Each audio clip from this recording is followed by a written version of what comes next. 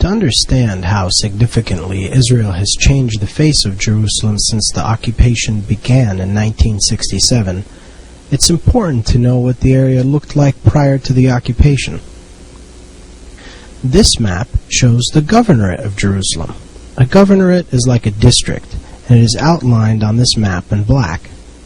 The green line you see is the 1949 Armistice Line, which separates the territory recognized as Israel from the West Bank.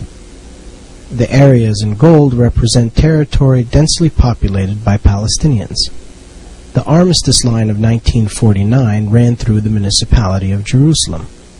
The area shaded with brown lines was the part under Israeli control prior to 1967. This was West Jerusalem. The area in green, East Jerusalem, was a mere 6.5 square kilometers. After Israel occupied the West Bank, they unilaterally declared a new municipal boundary for Jerusalem, which increased the part of the municipality beyond the green line from 6.5 square kilometers to 71 square kilometers.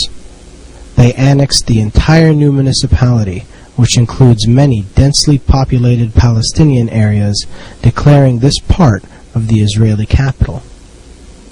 The international community and the United States still do not recognize this step and consider all territories beyond the green line to be occupied and consider that occupation to be illegal under international law. Soon, Israeli colonies, or settlements as you may have heard them called, began to be built on occupied Palestinian land.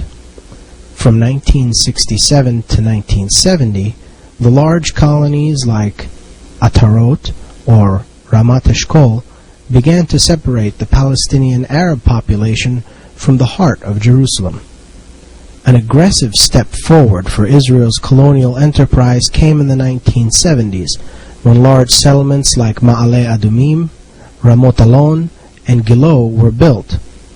It became clear at this point that a policy was in place to reorient the geopolitical reality in Jerusalem by encircling the eastern part with Israeli settlements. This continued to become more clear over time. Settlements like Pisgat Ze'ev and Ramot Shlomo were embedded in the 1980s, putting significant Israeli populations in the heart of the only city that could serve as a capital in a Palestinian state. The construction of these settlements even came during the 1990s, when a peace process began with the goal of creating a Palestinian state. Settlements like Har Homa, which didn't exist before 1990, now stood between Bethlehem and Jerusalem, separating two cities which have been connected for millennia. In brown, you can see areas slated for expansion in recent years, and the red outline you see is a segregation wall that separates Jewish communities from Palestinian ones. This wall impedes movement of Palestinians and prevents many from getting to Jerusalem. In orange, you can see areas where Israel has given final approval to settlement expansion projects in the last 2 years, despite repeated calls by the international community to halt settlement expansion. The wall and the settlements are not the only thing keeping Palestinian Arabs out of Jerusalem. Checkpoints which surround the city, manned by Israeli soldiers, dictate who gets in and who doesn't. While Palestinians outside of the Jerusalem municipality cannot get in, Palestinians on the inside are facing increased pressures to leave. Through home evictions and house demolition, the State of Israel forces many Palestinians in Jerusalem to relocate to other places, often outside of the city. The yellow arrows you see indicate areas that have been targeted by home demolition only in the past 2 years.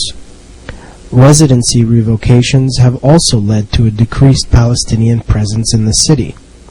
In 2008 alone, Israel revoked the residencies of over 4,500 Palestinians in Jerusalem. This was a record high. All of these policies over time amount to one simple reality. Israel is actively and aggressively pursuing the Judaization of Jerusalem, a city that must be shared by Israelis and Palestinians of all faiths in any just peace agreement.